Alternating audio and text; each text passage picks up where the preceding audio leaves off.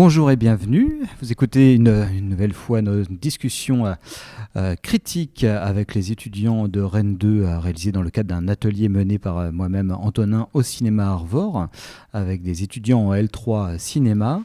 Donc je suis entouré de Édouard, de Charlie, de Pierre-Emmanuel, de Manu et de Capucine. Et au programme cette semaine, nous allons causer de 6 films. Je suis toujours là, de Walter Sall, La chambre d'à côté de Pedro Almodovar, Le dossier Maldoror de Fabrice Duvel, Spectateur de Arnaud Desplechin, Mémoire d'un escargot de Adam Elliott, me semble-t-il, et Bird d'Andrea Arnold. Et on commence directement avec le dossier Maldoror, et c'est Pierre-Emmanuel qui va se lancer dans le gros dos. Exactement.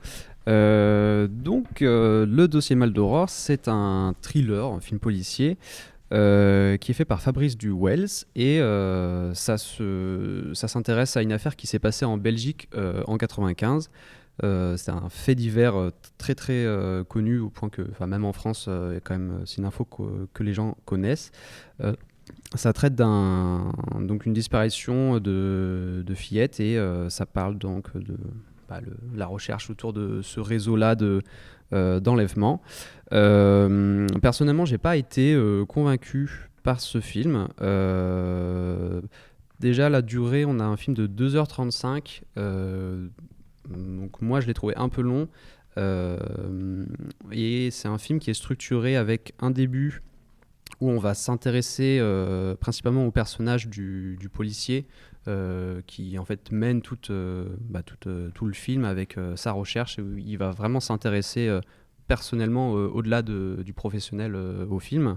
Ça prend une emprise sur lui et vers la fin du film, on est plus centré sur comment lui le vit et à quel point ça affecte sa vie. Donc au niveau du rythme, moi j'ai pas été convaincu à la fin. Le film, peut-être c'est ça qui m'a un peu dérangé. J'avais l'impression que ça parlait plus du rapport au travail et du personnage, un peu sa vision colérique des choses, plus que du fait divers. Je ne sais pas si d'autres gens l'ont vu à ce point-là, mais je trouvais que la place de ce personnage-là du policier, elle était très présente dans le film et je me demandais un peu à quel point en fait, est-ce que ça occultait l'histoire principale. Voilà un peu pour mes premières impressions. Du coup, Capucine, toi, tu l'as vu aussi, qu'est-ce que t'en as pensé ? Je suis un peu d'accord avec toi sur pas mal de points, mais moi ce qui m'a intéressé c'est déjà c'est Anthony Bajon qui porte le film, le personnage du policier, le personnage principal. J'aime beaucoup cet acteur et je trouve que vraiment il porte très très bien le film. On vit avec lui. Et ce que j'ai pas aimé, c'est on traite d'un sujet qui est d'abord assez connu comme tu l'as dit, donc forcément on va pas redécouvrir une histoire. C'est plus le point de vue de la police, la justice qu'on aborde, et je trouve ça un peu plus original peut-être de le voir de ce point de vue-là, parce que c'est pas forcément sur ça qu'on va se pencher. Et sachant qu'il y avait vraiment de vrais problèmes hiérarchiques et de justice dans ces dossiers-là qui ont mené du coup à des incompréhensions, même de la part du public, je trouve que ça mène un autre point de vue et même une autre compréhension de l'histoire et de l'affaire, de l'histoire réelle. Et je trouve que c'est un peu, à titre informatif, un peu intéressant quand même si c'est vrai que la dynamique était peut-être un petit peu particulière. Et après, ce que j'ai aimé aussi, c'est qu'on n'est pas forcément...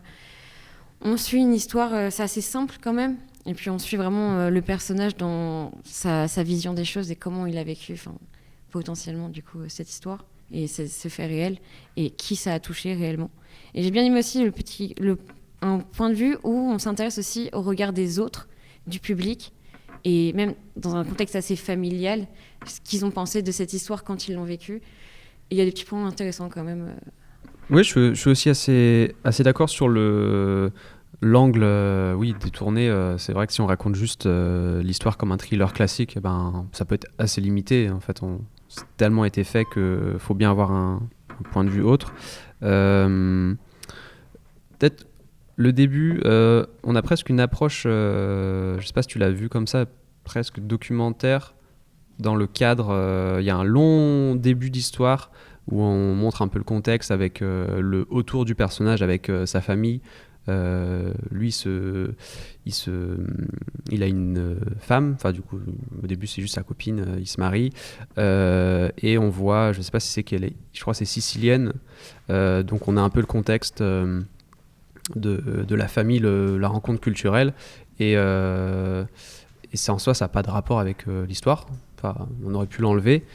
Et donc de le mettre là en début pour poser un contexte, parler du personnage qui après va évoluer. Peut-être moi c'est un pas de côté que je trouvais intéressant, et c'est ce qui n'avait pas grand chose à voir avec le film, enfin le fond du film qui paraissait peut-être pas le plus intéressant, mais qui a ajouté quelque chose. Après voilà, ouais, moi j'ai pas été convaincu, mais je dirais pas que c'est un mauvais film. Peut-être aussi le sujet, je sais que les thrillers c'est pas forcément ma cam. Voilà, donc le dossier Maldoror, c'est, si le sujet intéresse, je pense que c'est quand même un bon film à aller voir sur cette affaire et parler un peu de la Belgique. Je suis d'accord avec toi sur pas mal de trucs encore du coup, mais il y a aussi ces trucs où du coup on rentre vraiment dans une famille. C'est en fait le début, je trouve que du coup on suit son mariage, pas sa rencontre avec sa copine, mais du coup comment la relation s'est développée, etc. Et je trouve que c'est du coup intéressant parce qu'ils prennent aussi un point de vue familial sur l'histoire qui du coup change un petit peu. Puis ils utilisent quelques, on va dire, du coup ouais, c'est un peu documentaire au début, ça change un petit peu, on n'est pas sur un truc narratif, thriller basique où juste on suit le début, l'histoire, la fin, et on va pas être surpris par ce qui se passe. Par exemple, quand on sait dès le début qui sont les personnes qui ont, sans spoiler, qui ont tué les jeunes filles, on sait dès le début qui c'est, mais du coup on découvre comment justement ils ont fait pour du coup passer à côté de beaucoup de choses, même si du coup c'est inspiré de faits réels, mais très librement aussi, c'est précisé. Je trouve que du coup c'est intéressant parce qu'ils accordent plusieurs points de vue un peu. C'est une démarche assez particulière, mais quand même assez intéressante, même si c'est vrai que moi non plus je n'ai pas été très portée par l'histoire. Mais ça change un petit peu d'un thriller classique où même ça reste belge, ça reste un film européen, un thriller, je trouve que c'est pas mal. Après, oui, donc, juste pour rajouter un peu mon grain de sel, c'est vrai qu'il y a, je suis assez d'accord avec vous, hein, là, il y a un problème de trop grande richesse peut-être aussi, hein. C'est vrai qu'à la limite en vous écoutant je me disais c'est fou, il y avait des tas de choses que j'avais oubliées. Enfin, j'avais pas oublié cette scène dont tu parles là, du mariage italien, parce que je trouvais vraiment une scène magnifique, mais je me dis effectivement tu l'enlèves, c'est le même film. Et il y a quand même un truc où il y a tout ce côté aussi du film qu'on n'évoque pas, mais que pareil qu'on pourrait enlever, ça serait le même film. C'est toute la backstory d'Anthony Bajon qui vient d'un bordel, qui a été élevé dans un bordel par une mère maquerelle et qui rajoute encore un aspect sociologique supplémentaire, ou en tout cas une sphère sociologique supplémentaire au film. Et on se dit mais en fait c'est une série dont on parle, c'est pas un film, quoi. C'est qu'à la limite on aurait pu avoir, c'est limite The Wire en fait quelque part, si vous avez cette série en tête qui prend différentes sphères de couches de la société, où là on va avoir là d'un coup le milieu nocturne de Charleroi, on va avoir la police, un certain type de police, l'autre type de police, la gendarmerie, la police nationale, la police fédérale, et puis la famille, les sphères familiales, les sphères ouvrières, et puis les prolos redneck, on va dire. On va avoir tous ces différents trucs, mais en 2h30 malheureusement, oui, c'est peut-être que ça donne peut-être un petit côté où on a l'impression de zapper peut-être de sphère en sphère, et puis en perdant de vue une intrigue qui de toute façon, vu qu'on est dans un registre réaliste, n'est là que pour buter contre cette administration qui empêche tout son développement quelque part. Donc c'est vrai que ça crée un truc un peu déceptif, quoi. Moi j'ai trouvé vraiment que la fin du film, j'étais vraiment gêné, parce que, mais vraiment comme si j'avais fait le film et que je me recroquevillais dans mon fauteuil en me disant oh là là, ça va pas du tout, ça va pas du tout, ça va pas du tout.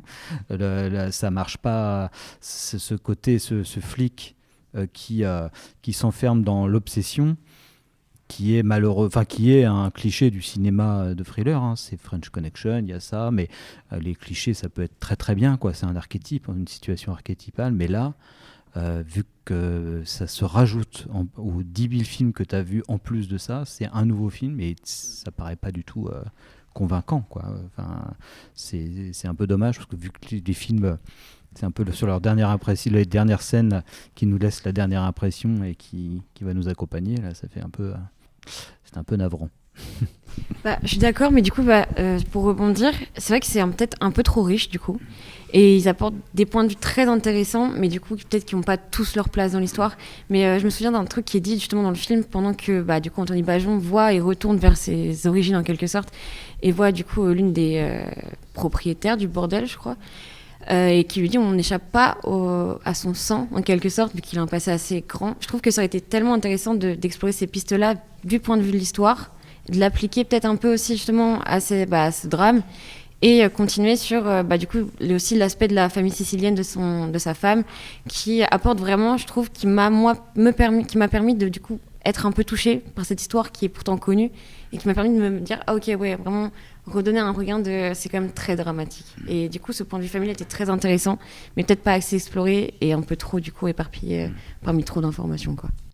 Oui, ça c'est intéressant. C'est vrai qu'il aurait pu très bien, ça aurait pu être une potentialité du film, ouais, de travailler sur cette idée d'un individu dans son milieu, quoi, qui essaie de s'en extraire, et que ça soit le milieu de la police, le milieu de cette société familiale, ou le milieu de ce bordel, quoi, en gros. Mais oui, tout à fait. On passe au deuxième film, ou vous avez une autre chose à rajouter?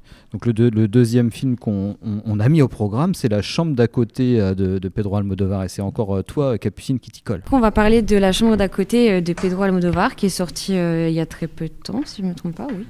Et du coup, ça raconte l'histoire d'une amitié, pour moi, où en gros, on va suivre en quelque sorte, enfin c'est vraiment suivre le verbe, hein, deux amis, dont une qui est malade et qui souhaite se donner la mort, du coup, dans la plus grande dignité possible. Et moi, c'est un film qui m'a extrêmement touchée. Et c'est pas un film où on en sort, je trouve, indemne, parce que c'est une façon de faire qui est peut-être un petit peu nouvelle, enfin pas nouvelle, mais qui nous marque et qu'on ne voit pas souvent. J'ai vraiment aimé ce côté un peu huis clos, où on est vraiment face à deux personnes qui discutent, une vraie amitié. Enfin, c'est vrai qu'il y a un côté un peu théâtral, mais j'ai beaucoup aimé justement ce côté-là, parce que du coup, on rentre directement dans leur conversation et dans leur vie. Et c'est un côté que j'ai beaucoup apprécié, parce que je me sentais un peu dedans. Et c'est le côté très simpliste que j'ai beaucoup apprécié aussi. On n'est pas dans des chichis, dans la complexité.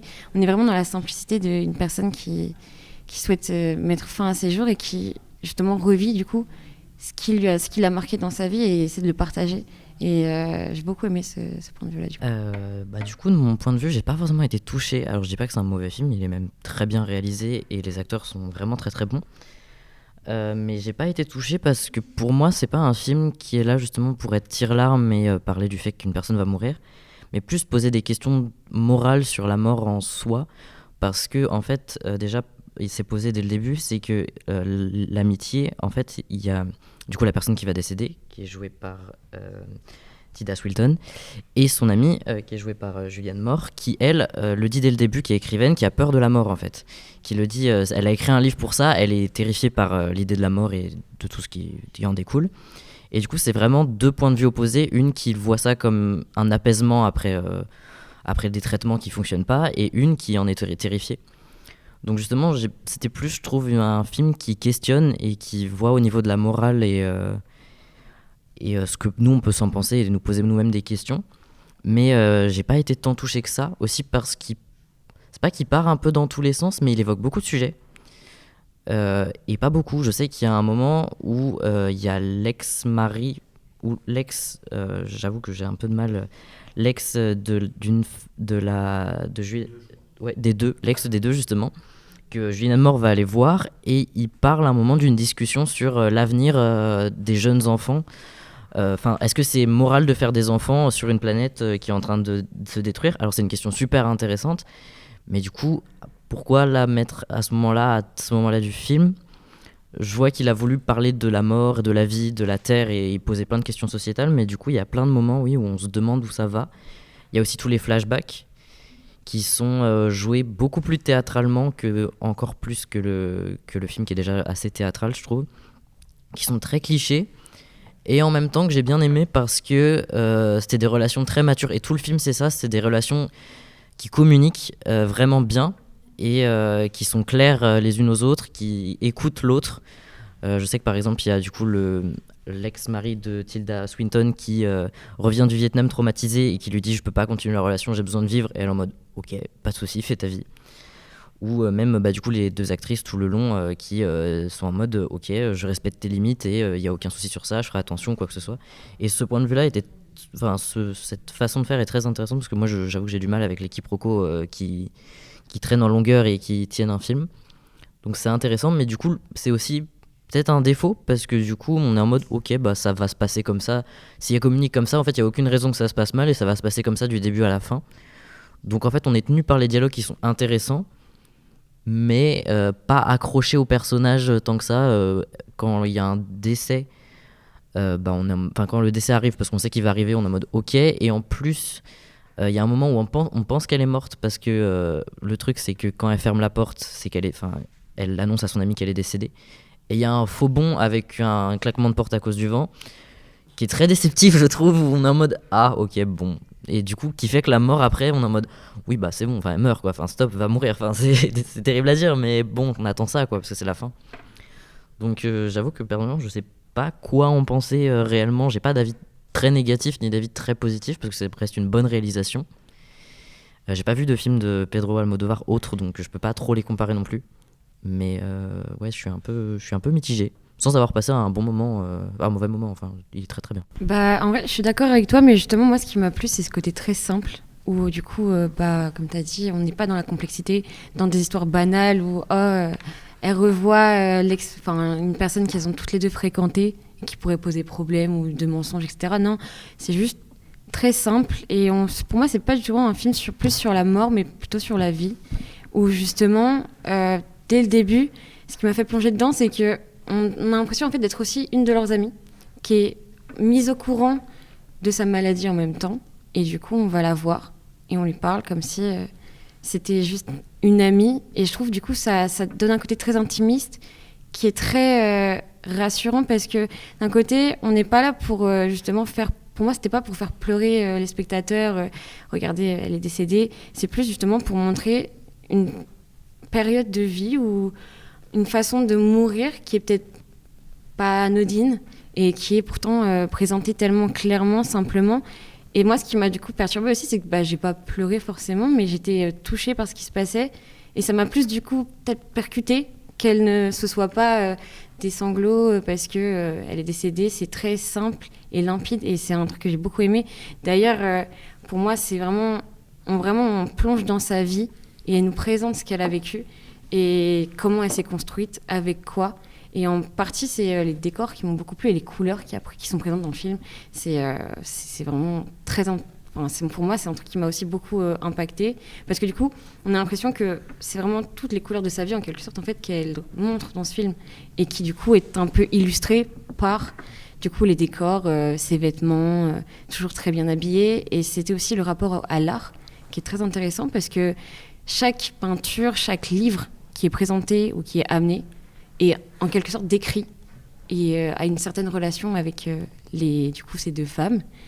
Et du coup, ça, pour moi, c'est une construction. On montre un peu comment cette femme a vécu, s'est construite et qu'elle n'a pas vraiment de remords dans la vie et que du coup, elle souhaite juste mourir et vivre un peu dignement. Et du coup, c'est une phrase qui m'a beaucoup marquée, c'est quand elle lui parle et qu'elle lui dit moi, j'ai juste du repos, du calme et une personne qui m'écoute lorsque j'ai un trop-plein d'émotions ou un trop-plein de souvenirs qui viennent.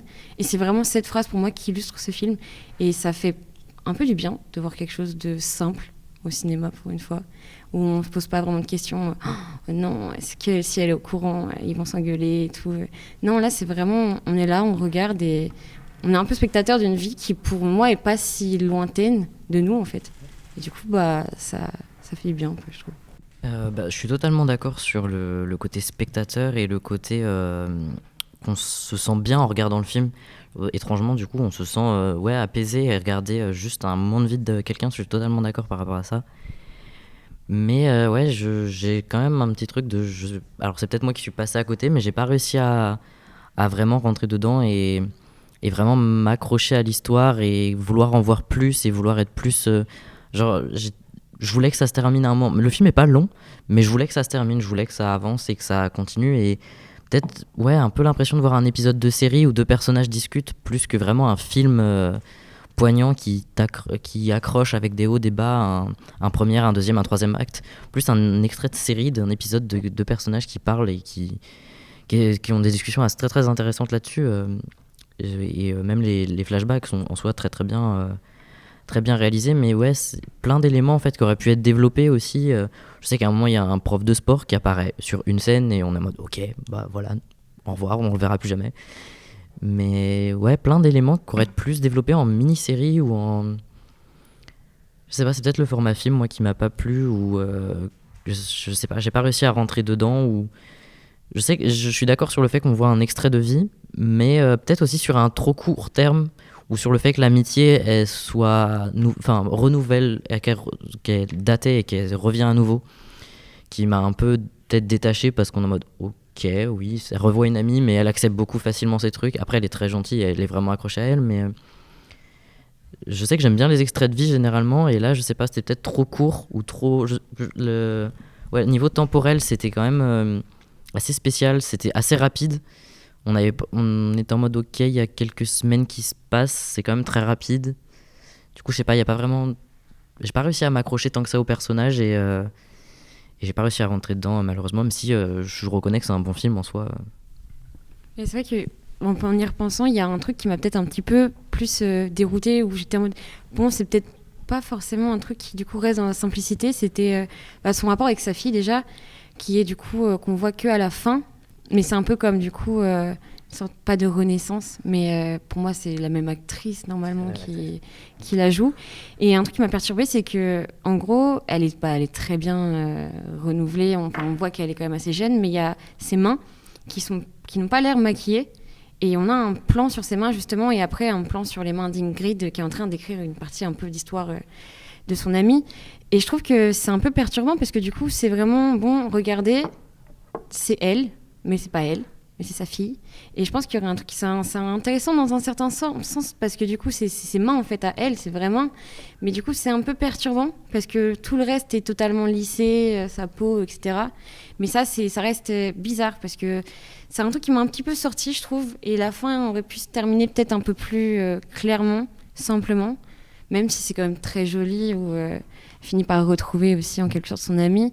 Je trouve que ce qui manquait, vu qu'on est souvent sur un langage assez cru aussi, parce que quand elles se parlent, vraiment, je pourrais avoir ce genre de conversation avec mes amis, où des fois on dit des choses qu'on pense pas, ou un peu trop haut, un peu trop bas, on le dit.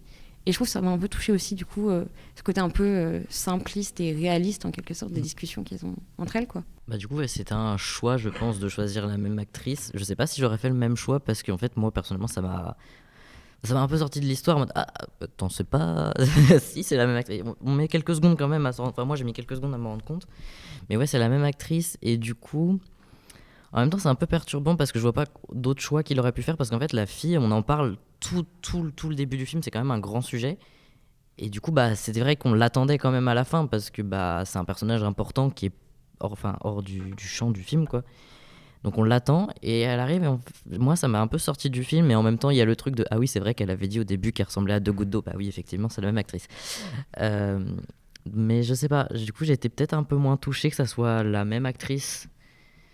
Et en même temps, oui, il y avait ce côté elle meurt, mais elle continue à vivre dans sa fille, mais en même temps on sait qu'elle était pas du tout proche d'elle, donc je sais pas, j'étais un peu mitigé là-dessus. La fin, ouais, elle traîne un peu en longueur. En plus, je trouve la fin, genre, on est en mode ok. Et puis il y a sa fille, et puis il y a le poste de police, et puis il y a le machin. Mais ouais, je sais pas, j'étais un peu mitigé aussi sur la fin, plus que le milieu où j'étais vraiment accroché. Et la fin, j'attendais qu'elle arrive un peu plus que le reste du film, en tout cas. J'ai pas grand chose à rajouter sur le film. En tout cas, votre discussion met en évidence le fait que oui, il y a un vrai choix d'avoir un film qui est pas basé sur des conflits, en fait, quoi, dramaturgiques, quoi, et qui pourrait d'ailleurs l'éloigner. Tu comparais ça à un truc de série où les séries sont quand même vachement basées sur les multiplications de conflits dramaturgiques, et là c'est vrai que ça correspond à peu près à ce que tu disais sur le fait que c'est des personnages adultes et responsables qui se parlent et qui sont dans des relations de très bonne intelligence, de compréhension, et que le film en lui-même essaie justement de déconflictualiser, en fait, finalement, même cette acceptation de la mort, et de ne pas aller dans le territoire du mélodrame larmoyant.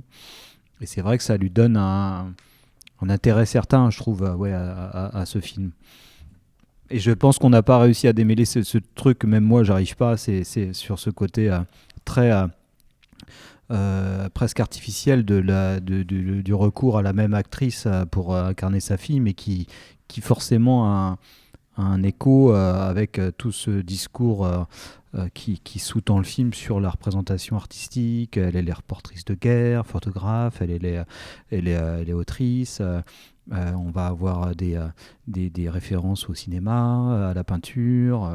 Donc il y a vraiment ce truc qui bon, voilà, et puis c'est cliché, hein, mais c'est l'art, la conjuration de la mort et patati et patata. Mais forcément, il y a un petit côté méta là-dedans qui, de toute façon, de la part d'Almodovar, est vraiment forcément très volontaire, même si moi, j'arrive pas à mettre le doigt dessus.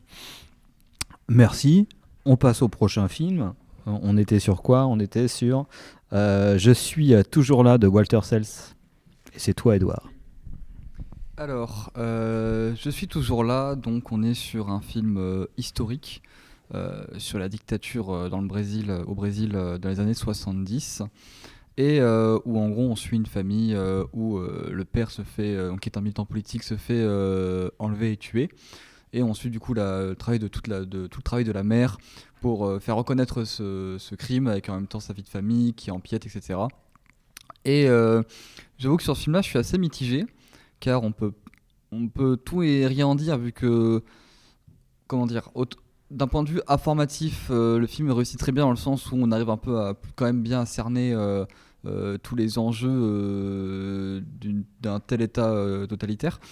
Mais en même temps, j'avoue que le film il me laisse un peu mi-figue mi-raisin, en employant des dispositifs assez classiques. Voilà, donc quand c'est triste, on met des violons. En fait, on dirait presque une série télé, quoi. Alors, d'un côté, ouais, entre le reportage et ouais, voilà, ce serait comme un reportage qu'on aurait agencé comme une série de télé, avec des codes de série télé pour qu'on soit investi, mais au final, ça me laisse assez insensible à tout ça. Surtout qu'au final, comme je connais pas trop l'histoire du Brésil, plus que ça, je sais pas. Je saurais même pas dire, j'avoue, en sortant du film, comment s'appelle le dictateur qui s'est fixé à ce moment-là. Alors oui, peut-être que c'était pas le rôle du film, et le film voulait juste inciter les gens à s'informer là-dessus, ou alors juste à traiter de cette parenthèse-là, donc avec cette famille qui est du coup une histoire vraie. Hein, donc là, ce mari qui était militant est vraiment mort, la mère a vraiment milité contre. Mais au final, ouais, franchement, pour dire, le film, j'avais un peu oublié après, quoi. Donc il m'a pas plus marqué que ça. Et je me dis, pour un film qui va un peu sensibiliser à ça, militer sur ça, pour moi, c'est un peu raté, parce qu'en fait, le film se contente juste de d'écrire et de raconter, je pense, plus que d'employer des moyens vraiment cinématographiques qui font qu'on regarde quelque chose concrètement et qui nous est mémorable, quoi. Et on remplit plus un cahier des charges, donc comme j'ai dit, avec les violons. À la fin, forcément, il faut le panneau de texte qui dit, alors voilà, ils sont devenus comme ça, machin il est mort à 70 ans, machin il était handicapé, machin. Il y a des petites photos, et forcément les classiques vraies photos d'archives qui remplacent celles des acteurs. Bon oui, c'est le cahier des charges, mais au final, ça me laisse assez indifférent, tout ça, quoi. Alors, sans être autant bon, moi j'ai pas non plus été transfiguré moi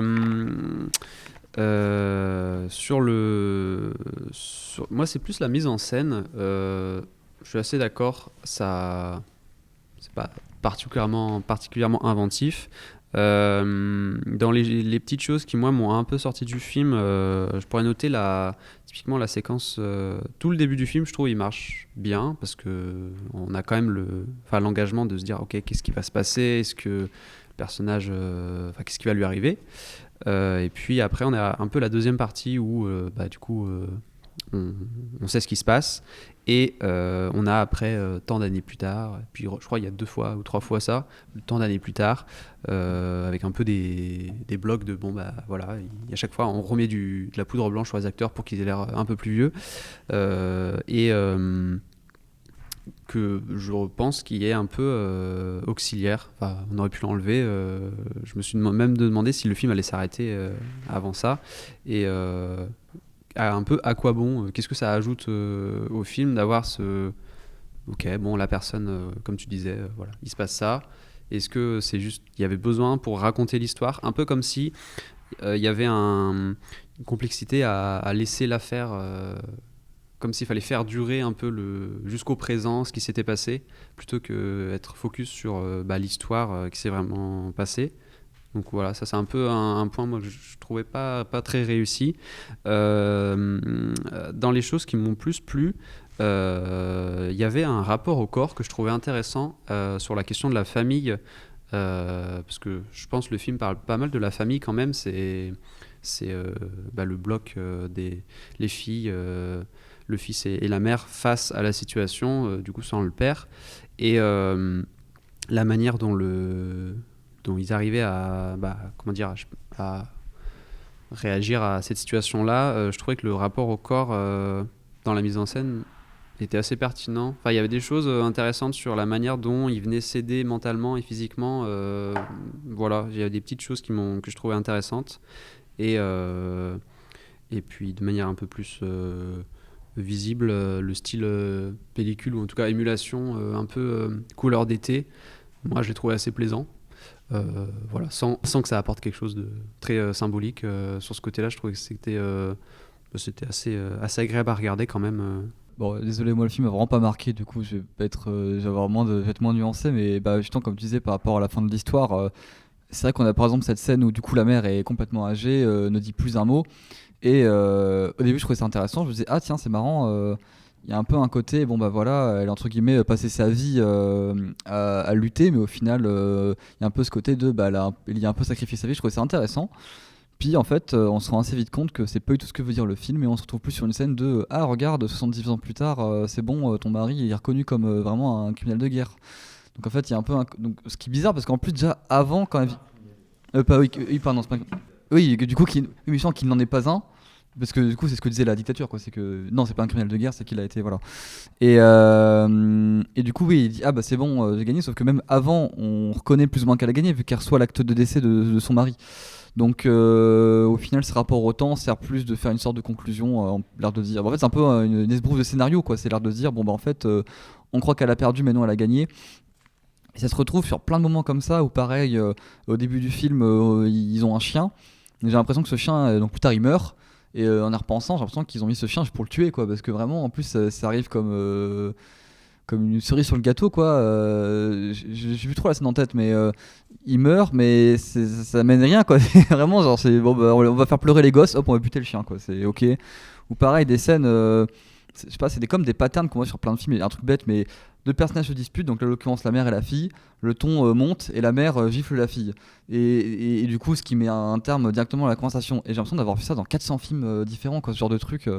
Et du coup, on dirait plus qu'ils ont scotché, ils ont fait comme un template de scénario, et ils ont scotché le skin, le motif, allez, film historique, et ils ont fait leur truc. Et enfin. Parce que au-delà de ça, d'un point de vue purement, je sais pas, ouais, sensoriel, filmique, j'avoue que pareil, si Pierre a vu des trucs, tant mieux pour toi, t'as passé un meilleur moment que moi, c'est tant mieux, je suis très content pour toi, mais moi j'avoue, je suis. Ah, voilà quoi. J'irais pas jusqu'à dire que c'est un bon film, pour moi c'est plus qu'il est ok, vraiment au milieu. Et puis peut-être un motif. Il y a un peu un côté diaporama, non je pense que le réal aime bien les photos parce que on a quand même presque une omniprésence, que ce soit dans l'histoire ou à la fin avec les photos, toujours les photos. Il y a un truc assez presque fétichiste, j'ai l'impression, de ce rapport à l'image, mais sans qu'il soit vraiment développé. C'est plus qu'on constate qu'il y a plein de photos dans le film, mais ça apporte, voilà, c'est plus anecdotique qu'autre chose. Oui, c'est ça, c'était l'objet de mon intervention que je voulais. J'étais étonné de ne pas vous entendre parler de ça parce que ça prend quand même une dimension assez importante, quoi. Ça commence là-dessus, on a la sœur qui veut être cinéaste, qui fait que de filmer, il y a les photos, même ce rapport que la mère a à l'image de son mari à la télé et tout ça, c'est aussi un rapport à ça, de la photo ou du cinéma comme acte de témoignage, quoi, contre l'oubli, quoi. Alors c'est un peu un cliché, hein. Enfin c'est un peu une sorte de facilité, mais c'est vrai que le film en tout cas est vraiment là-dessus, vu qu'il ne travaille à partir de la disparition qu'une absence, mais qui ne dit pas son nom, quoi. C'est une absence, voilà. Mais sauf que oui, il est juste absent. Enfin c'est plutôt une mort qui ne dit pas son nom, ou une mort qu'on dissimule en absence, ou quelque chose qui n'est plus là mais qu'on ne peut pas nommer. Et les images sont là pour venir combler ce truc-là. Bon, moi, je trouve que c'est utilisé de façon relativement simpliste, je pense, mais il y a beaucoup... c'est un rapport, voilà, on se raccroche à cette sorte de simulacre de réel pour conjurer ce qui a disparu, et voilà. Mais c'est vrai que ça structure quand même pas mal le film, je pense, et même à la toute fin, ce moment d'émotion qui peut naître si on est ému de la mère qui voit l'image de son mari enfin rendue publique. C'est aussi, ça rentre dans ce discours-là de cette chose de l'image qui vient témoigner, quoi. Qui vient témoigner contre la négation des régimes fascistes, quoi. On passe donc... mais c'est encore toi, Edouard, pour Spectateur de Arnaud Desplechin. Alors, Spectateur, film que j'ai quand même préféré au précédent. Film aussi particulier car c'est un peu un film hybride qui brasse plein de genres différents, c'est à la fois de la fiction, de l'autobiographie, du documentaire, du reportage. On suit un peu on suit un peu la vie parallèlement d'Arnaud Desplechin dans sa jeunesse et de son rapport au cinéma, et c'est un peu toute cette question qui est creusée tout au long du film, c'est-à-dire le rapport qu'a le spectateur au cinéma. Donc ça passe autant par exemple des scènes d'interview, on va demander aux gens au cinéma où est-ce que vous vous placez, ou qu'est-ce que vous aimez comme film, que des moments on suit la jeunesse du réalisateur, joué par Milo Machado Graner, je crois, qui joue dans Anatomie d'une chute que j'aime bien, donc je suis content de le revoir. Mais et du coup on le suit, donc voilà, par exemple il m'a des films quand il est petit, on voit par exemple plein d'éléments qui m'ont fait beaucoup d'écho, notamment entre guillemets son premier trauma devant un film, on le voit hier à de la télé et il voit une scène où un personnage se fait empaler, et bon la scène n'est pas forcément graphique, mais aux yeux d'un enfant ça le choque par exemple, et je pense que ce film, voilà, c'est un peu ça qui m'a plu, c'est qu'il y a plein de trucs où je m'y suis vraiment trouvé. Donc par exemple ce truc là du premier trauma étant jeune, le rapport au cinéma, même un peu, il y a un peu forcément ce qu'un peu à l'adolescence, ce côté peut-être cette approche un peu enfantine où dans le film il mélange aussi du coup rapport au cinéma et aussi premiers amours par exemple. Et du coup j'aimais bien surtout qu'il y a un peu une forme libre, parce que ce côté hybride, on sait jamais à quoi s'attendre. Ce que j'aimais bien justement, c'est que si une partie nous ennuyait, en fait assez vite on pouvait passer à autre chose, et on virevolte entre 800 trucs, ce qui fait qu'on est jamais ennuyé, quoi, je trouve. Même si clairement la thèse est un peu, il n'y a pas vraiment clairement de thèse, je trouve que le propos final est assez brouillon. De toute façon je pense que tout le monde a un rapport différent au cinéma, donc je pense que ça retranscrit un peu ce côté là, quoi, tout le monde a un peu un rapport brouillon au cinéma, c'est un peu tout et n'importe quoi, et ça dépend un peu de qui on est. Selon la personne, le rapport au cinéma est différent, et qu'est-ce que le cinéma, ça dépend un peu de qui on est, quoi. Sur ce côté pluriel du film, je trouve que c'est à la fois sa force, sa faiblesse, dans le sens, comme tu disais, pluriel au niveau de la forme, où du coup il y a ce côté généreux de proposer du documentaire, de l'essai, de l'autobiographie, mais chacun semble manquer de maîtrise. C'est-à-dire que les passages de fiction semblent quand même un peu mal joués, ce qui est assez étonnant de la part de Desplechin, qui normalement est plutôt bon dans l'exercice du jeu d'acteur. Et notamment, je pense à cette scène, cette mise en scène dans un bar café, ouais. Où on a les jeunes qui rencontrent une professionnelle, apparemment une taiseuse qui est assez connue, dont je ne me souviens pas du nom. Et il y a cette discussion un peu théorique sur le cinéma. Et en fait, c'est tellement mal joué que je m'en suis venu poser la question de si c'était pas fait exprès, en fait. Bénéfice du doute là-dessus. J'ai l'impression que c'est plus une sorte de mise en scène pour mettre en avant le cadre de réflexion, et qu'on ait une sorte de distanciation par rapport à ça. Et qui pour moi pourrait coller. Donc ce côté vraiment, pas prendre le film comme étant juste une expérience personnelle qui nous est dévoilée, mais voilà, comme toi tu l'as vu, comme cet écho, que ça fasse écho à chacun d'entre nous, et qu'on développe chacun notre propre rapport au cinéma à travers ce film-là. Et là-dessus, je trouve qu'il y a cette vraie richesse, et donc du coup là, il y a ce côté pluriel des expériences de chacun. Et aussi pluriel sur l'aspect du cinéma. Il y a des côté très pompeux au début du film où il fait l'histoire du cinéma. Alors en plus nous en tant qu'étudiants on s'est dit allez c'est bon, on a déjà eu le cours sur l'histoire du cinéma, il va pas nous la refaire, ça fait 50 fois qu'on entend l'origine. Mais en même temps il pense aussi, je pense aux spectateurs qui eux n'ont pas ce bagage là, et du coup ça leur permet d'avoir un cadre. Et c'est aussi cet amour à la fois pour le cinéma très théorique, très auteur, très classique. Et à la fois, on a des images de films, on va voir, je crois, il y a du Die Hard, des films très populaires. Il y a une séquence interview où on a des spectateurs qui vont parler, eux, chacun de nos rapports, et il va y avoir autant sa place pour le spectateur de cinéma RSA que pour le spectateur de cinéma de super-héros, et en fait, ils sont traités à égalité, quoi, vraiment. Et il y a ce côté peut-être un petit peu irrévérencieux que j'aime bien chez Desplechin, de se dire, voilà, les élites, elles n'ont pas forcément plus raison sur le cinéma que le spectateur, entre guillemets, lambda. Et donc à chaque fois, il va montrer à la fois du respect pour ses aînés et ses pairs, mais à la fois, il va quand même leur mettre un petit taquet. Par exemple, je pense quand tu disais cette scène du trauma, c'est une scène qui se passe à la télévision, et juste avant, on a une scène où on a ce théoricien qui nous explique que peut-être pour lui, la télévision, c'est un peu du sous-cinéma. Et derrière, il nous montre que l'une de ses plus grandes expériences de cinéma qu'il a eues, en tout cas une des plus fondatrices, c'est une expérience qu'il a eue à travers la télévision. Ouais, et justement, j'aimerais revenir sur cette scène du café, car justement, moi j'aimais bien parce que c'était mal joué, et moi je suis un peu partisan de la théorie que c'est fait exprès, car comment dire, en fait je pense, comme il sait lui-même que c'est plus des réflexions que vraiment un truc, voilà, c'est pas une thèse qu'il écrit, quoi, c'est plus des réflexions qui se fait dans son coin. S'il avait juste fait une voix off, il disait alors oui, le cinéma c'est ça, je sais, j'ai lu tel livre, ça serait très prétentieux. Et prendre des acteurs qui jouent un peu mal, c'est un peu assumer ce truc de dire ok, on aurait dit que on serait dans un café, on déblatterait, un peu comme on peut déjà le faire entre amis, à débattre comme des fous sur des films qu'au final, est-ce que c'est si important de s'embrouiller là-dessus? Voilà, je pense c'est un peu ce qui va retranscrire, quoi, ce truc de on aurait dit qu'on réfléchirait sur ça, qu'est-ce qu'on pourrait en dire, on en dit ça et pourquoi pas, et ça vaut ce que ça vaut, comme on discute dans un café, on n'écrit pas une thèse, on discute dans un café, quoi. Et je voulais dire quoi encore? Oui, il y a tellement de trucs dans ce film, c'est que on sait plus trop comment dire, quoi. Si, et moi ce que j'aimais bien, c'était que justement par exemple, je sais que moi, la question de qu'est-ce que le cinéma, qu'est-ce qui fait un bon film, c'est un peu une réflexion qui m'a toujours suivi, que ce soit à la fac ou même avant, quoi. Et justement, j'aime bien je trouve que je retrouve un peu ce truc-là dans ce film-là où par exemple, le mec va étayer pendant 10 minutes sur Lanzmann, et la Shoah, il va carrément interviewer. Je crois que c'est une historienne, à Tel Aviv, sur la Shoah, alors que vraiment à la base on parle juste de cinéma, mais il va tartiner des minutes sur Lanzmann, représenter l'Holocauste au cinéma, et j'imagine que du coup pour qu'il en parle autant, c'est un truc qui l'a marqué, quoi.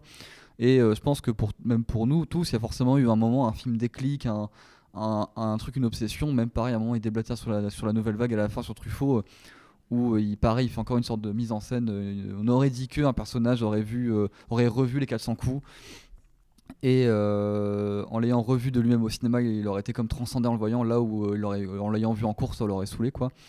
Et je pense que c'est pareil pour beaucoup de gens. Je pense, par exemple, j'aime bien comparer un peu mon vécu, mais par exemple moi, Godard, quand j'avais vu Alphaville, ça m'avait saoulé. Quand j'ai revu, alors que j'étais au collège, quand j'ai revu du Godard à la fac, entre guillemets un peu plus d'érudition, c'était différent, quoi. Je l'ai revu différemment, je me disais c'est un vieux bougon débile, vas-y, m'emmerde, quoi. Et je pense que c'est aussi un peu ça, quoi. Et en vrai je pense que je suis biaisé, parce que voilà, c'est juste que le film a vraiment résonné en moi pour plein de trucs, mais voilà, quoi. C'est un film qui est difficile de recommander, je trouve, justement pour ce qu'on disait au niveau formel, qui peut être on peut avoir cette impression de ne pas en avoir pour notre argent à ce niveau-là. Et en même temps, c'est un film, on n'aura vraiment pas perdu son temps devant. C'est-à-dire qu'on va en ressortir, on sera nourri de nouvelles idées, de nouvelles pistes de réflexion personnelle. Et c'est vrai que du coup, le cinéma, ça sert aussi à ça. Ça ne sert pas qu'à voir des belles images, ça sert aussi à se questionner. Et là-dessus, je pense que Desplechin a aussi à toucher quelque chose. Et puis, je pense que ce n'est pas non plus dans beaucoup de films qu'on verra un plan long sur des chiottes de ciné mises en valeur.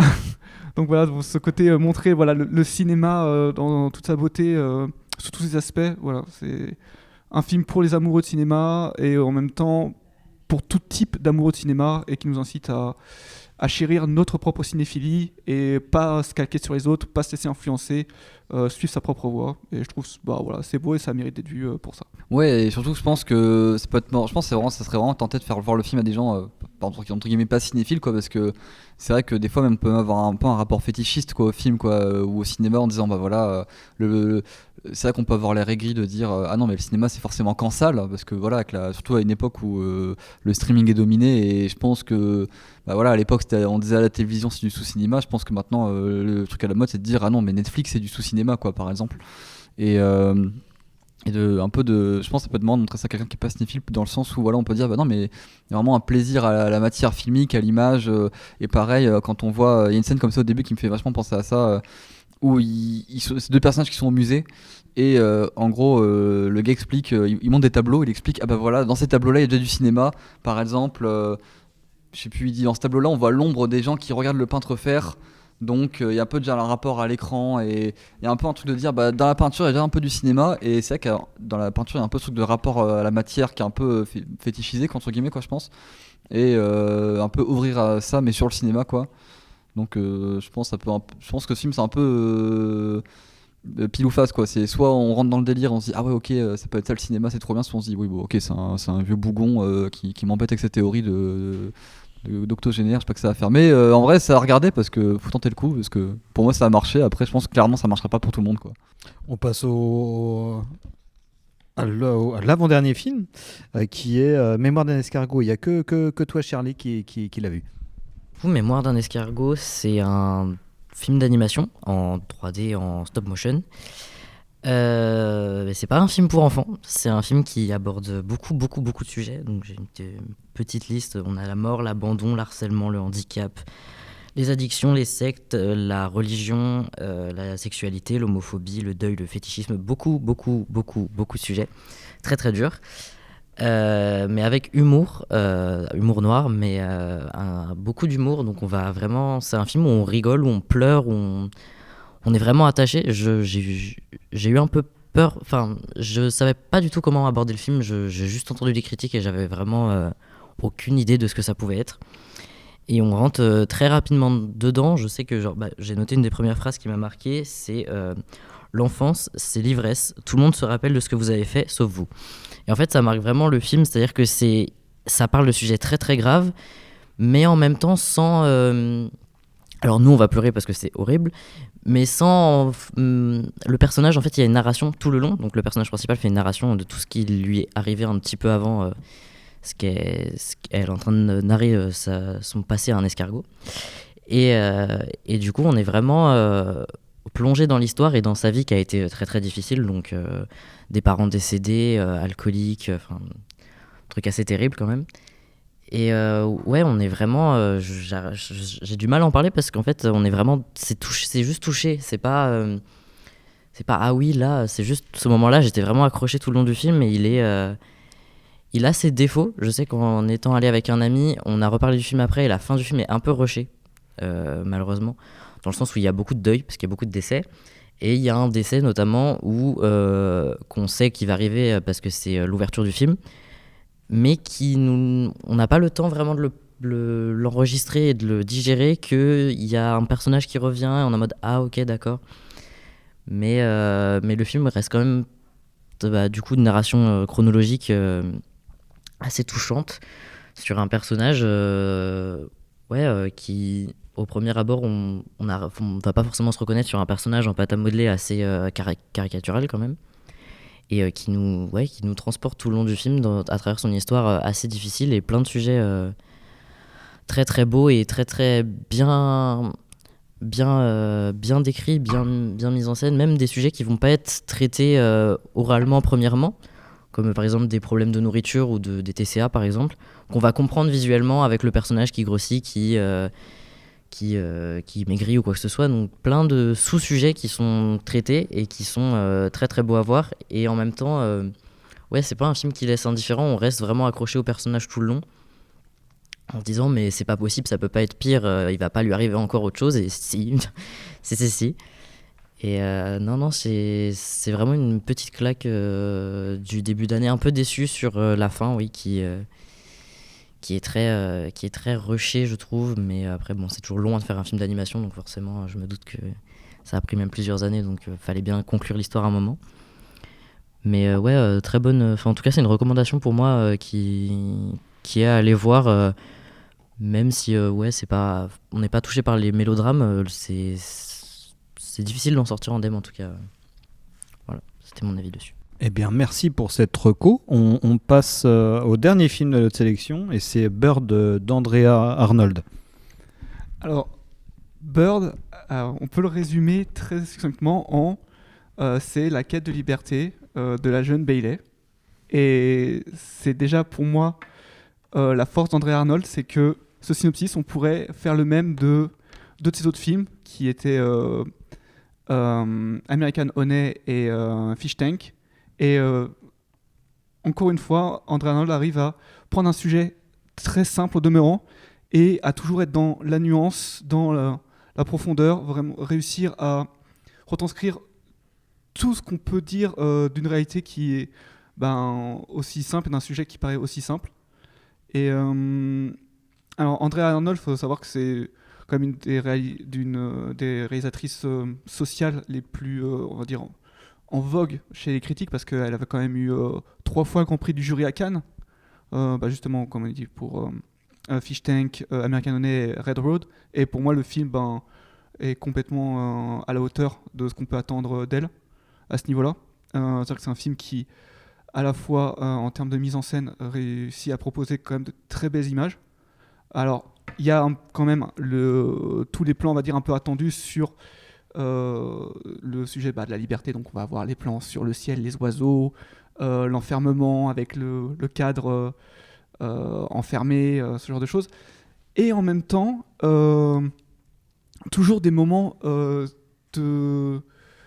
très poétiques qui vont réussir vraiment à nous emporter et quand même aller plus loin que ces images qu'on pourrait attendre.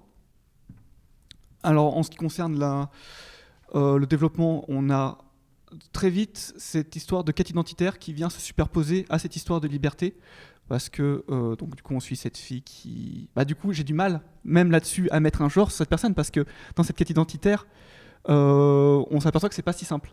Au début du film, elle est vraiment plus présentée comme une fille, elle est traitée comme une fille, mais c'est plus une construction sociale qu'on lui impose. Et on voit que c'est compliqué, que c'est à la fois son père qui lui impose ça, son entourage qui lui impose ça, et que y a une fluidité dans son genre qui s'installe petit à petit.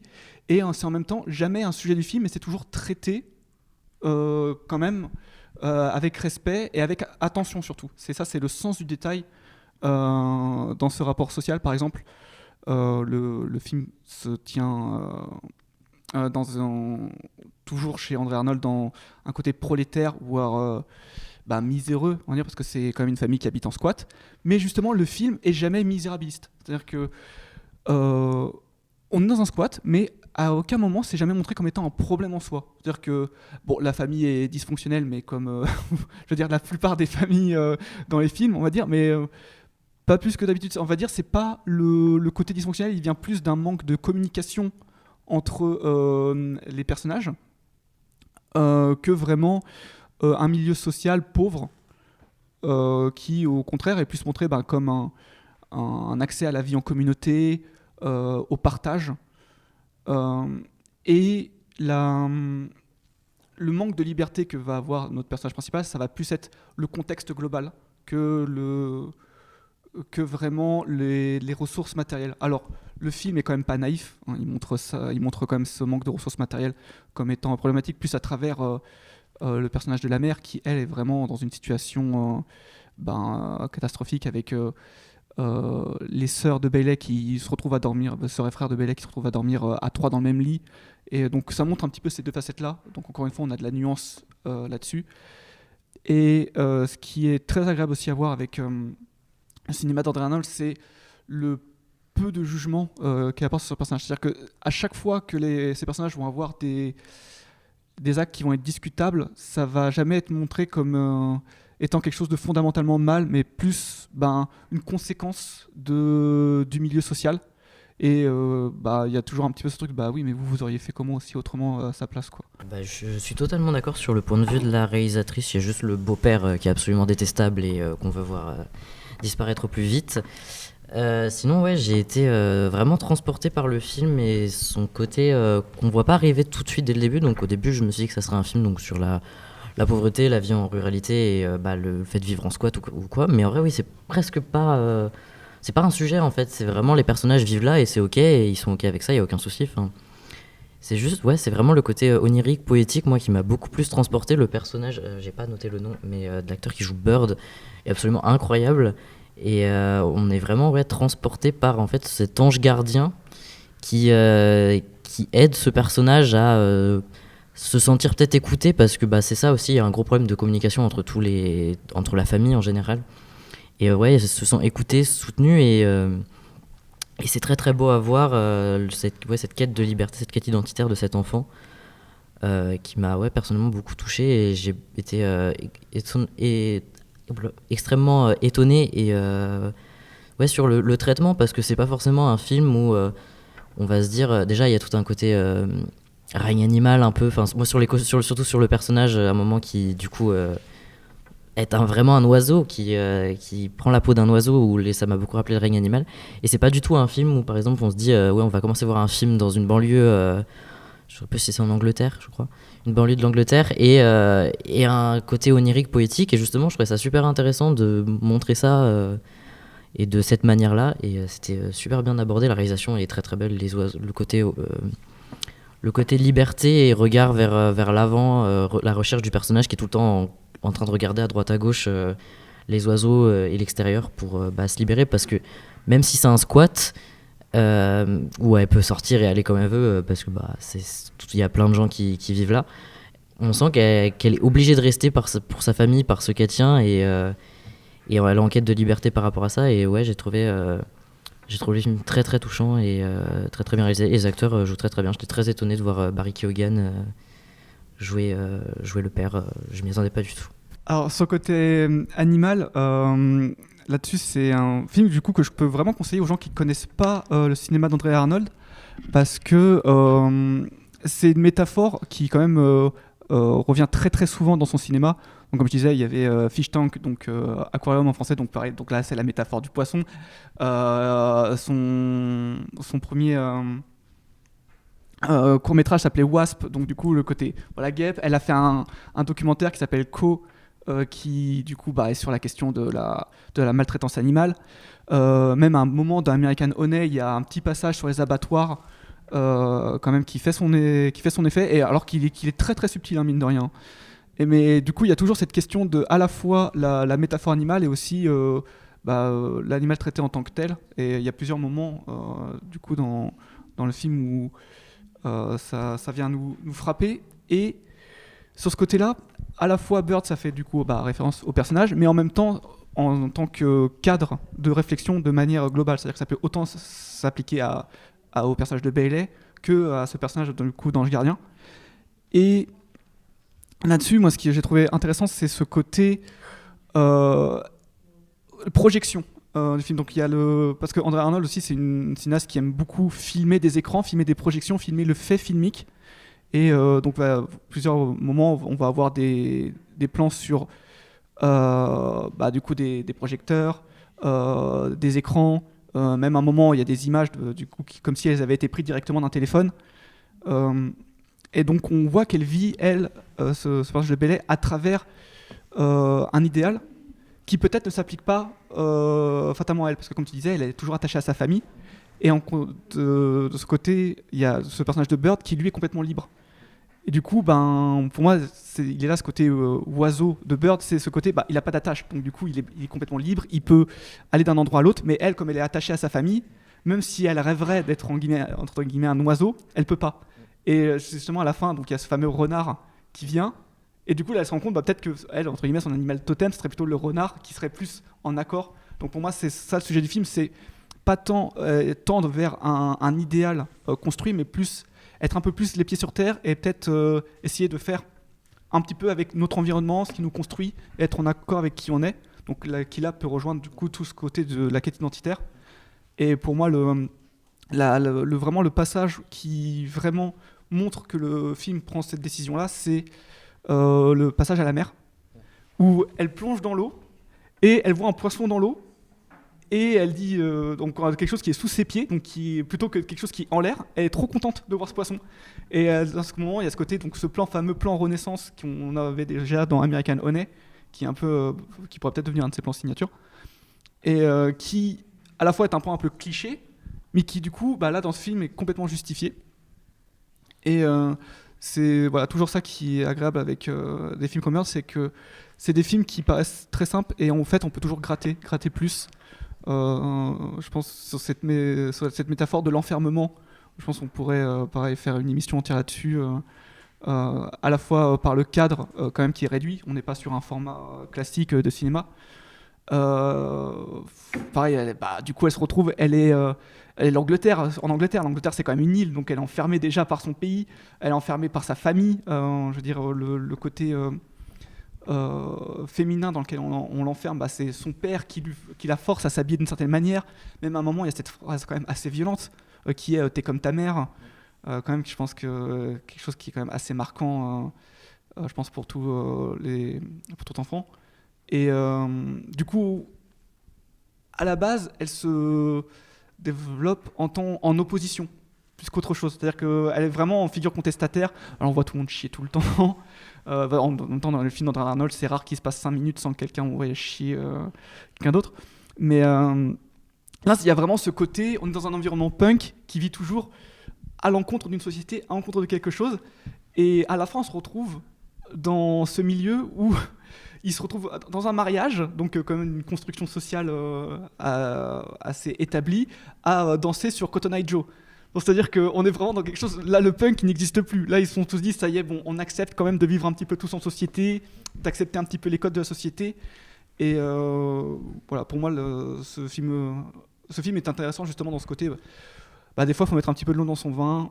Faut pas toujours être à l'encontre des choses juste par principe. Des fois, c'est un peu nécessaire aussi d'un petit peu rentrer dans le rang, entre guillemets, pour aussi aller vers les autres. Ouais, en fait, moi, je voyais plus ça comme... je sais pas si c'était rentrer dans le rang, mais plus une ode à la famille, ou dans le sens où, oui, du coup, il y a tout un conflit qui est très, très présent sur tout le début du film, où on se met à un peu haïr ses parents avec elle, parce qu'il y a son père qui lui dit qu'elle ressemble à sa mère, et sa mère, indirectement, lui dit que c'est la fille qu'elle a dégagée de chez elle parce qu'elle en avait marre, quoi. Donc on se dit, oula, ça commence très très mal. Mais finalement, du coup, elle vient aider sa mère qui se fait maltraiter. Son père, on a des plans, en fait, où on le voit, qui paraît très très cliché au début, et vraiment, personne de cité tatoué qui vend de la drogue, on se dit, oulala. Mais en fait, on va voir des plans sur lui qui danse sur des musiques très très belles, qui se trouve à accepter son âge et écouter des musiques plus vieilles parce que oui, il aime ça, et alors ça, c'est pas un souci, quoi. Et non, ouais, il y a cette nuance des personnages que j'ai beaucoup aimé plus on avance dans le film, où on voit danser sur des belles musiques pour son mariage. Il est vraiment amoureux et ça se ressent, même si c'est un mariage très rapide et on se dit voilà, mais pas du tout en fait. On le voit vraiment amoureux et vraiment envie de créer cette famille, malgré le fait que il est extrêmement pauvre et que il sait vraiment pas comment s'y prendre avec ses enfants en général. Enfin, il essaye, mais c'est un peu une catastrophe. Il les écoute pas tant que ça. Mais c'est vraiment une ode à la famille. Et puis il y a du coup le personnage de Bird qui lui aussi est en quête de famille. Il cherche ses origines. Et au lieu de lui dire ah ouais, non mais la famille c'est de la merde, moi ma famille elle est horrible, elle cherche avec lui à retrouver justement cette famille. Du coup c'est vraiment une ode à genre toutes les familles sont dysfonctionnelles, bon là extrêmement, mais ouais, ils sont là les uns pour les autres, et dans leur quête et dans leur galère aussi, ils sont tous soudés. Il y a toute cette partie aussi sur les jeunes, peut-être partie que j'ai un petit peu moins aimée, sur les jeunes qui vont faire de la vengeance sur des personnes qui ont agressé des femmes ou quoi que ce soit. Et oui, ce côté aussi où elle est réduite du coup à son genre féminin, où non, tu peux pas venir nous aider à aller taper des gars parce que t'es une meuf, et aussi parce qu'elle est très très jeune. Enfin, l'actrice fait un peu plus vieille que son âge, je trouve, mais elle a 12 ans, je crois, le personnage en tout cas, à peu près. Donc il y avait tout ce truc là où elle est réduite à son statut et elle veut s'en émanciper, mais en même temps elle accepte d'être vue comme ça par sa famille pour rester attachée à ce lien qu'il a construit en même temps. Enfin, on peut pas, c'est nuancé. Donc au fait, au début du film, il y a vraiment, on instaure quelque chose de en même temps poétique parce qu'il y a beaucoup de plans sur les eaux, mais très cliché. Et au fur et à mesure, on déconstruit un peu tout ça et on montre toutes les nuances qu'il peut avoir et tout le spectre de ce film, et qui est très très beau. Sur justement le personnage de Bailey, moi au début j'étais limite aussi perdu qu'elle. Je me rends compte c'était quoi sa place en fait dans tout ça, parce que à la fois comme tu disais, elle est traitée comme étant trop jeune, pour les suivre.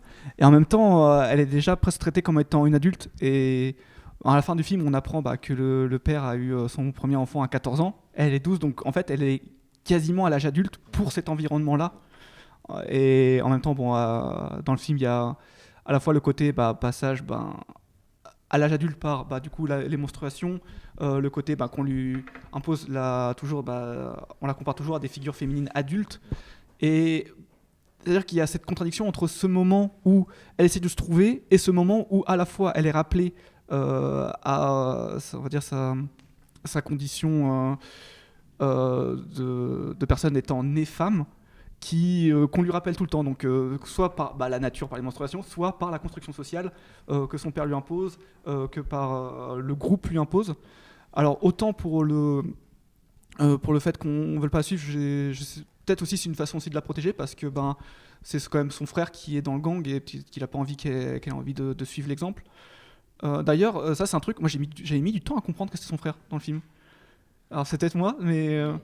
Et d'ailleurs, une chose qui est aussi intéressante de souligner, c'est que on se retrouve dans une famille où le père et le frère sont caucasiens et où elle est métisse, et à aucun moment c'est montré comme étant une barrière pour l'amour familial dans ce film-là. Donc ça, c'est encore une fois un film qui pourrait tomber dans toutes les facilités qu'il pourrait y avoir dans ce genre de sujet et qui les évite, mais sans problème. C'est-à-dire qu'il y a une vraie maîtrise là-dessus, et c'est assez rafraîchissant, parce que on peut même pas dire que c'est en réaction justement à ce cinéma, on va dire un peu plus social, moi je sais qu'il y a des films comme ça que je supporte pas, comme Nomadland, qui est pour moi l'apothéose de ce qu'on peut faire en termes de misérabilisme, et là mais sauf que comme Andrea Arnold, elle fait ça depuis déjà 15-20 ans, c'est vraiment une autre voie qui est très rafraîchissante de voir dans le cinéma. Et voilà, pour moi, foncez, c'est vraiment un excellent film et une très bonne porte d'entrée au cinéma d'Andrea Arnold, si vous ne la connaissez pas encore. Merci beaucoup pour cette défense en règle d'Andrea Arnold, qui le mérite bien. C'est une très grande cinéaste, et pas assez beaucoup reconnue par l'Académie. C'est vrai que j'avais oublié qu'elle est quand même très récompensée, mais peu vue au final. Et aussi, si je peux dire un truc que je n'ai pas dit, c'est aussi de la musique. Allez voir, si vous êtes mélomane, allez voir la musique chez Andrea Arnold, c'est toujours incroyable. Très bon choix sonore, et on n'est vraiment pas dans le film playlist, c'est toujours très bien justifié. Très organique, très le son, organique. Encore et, plus de... Ouais. Et du coup, musique préexistante, mais aussi musique originale, faite par Burial. Donc si ça vous dit quelque chose, Burial, vous savez que c'est un très grand artiste. Donc vous ne serez pas déçus à ce niveau-là.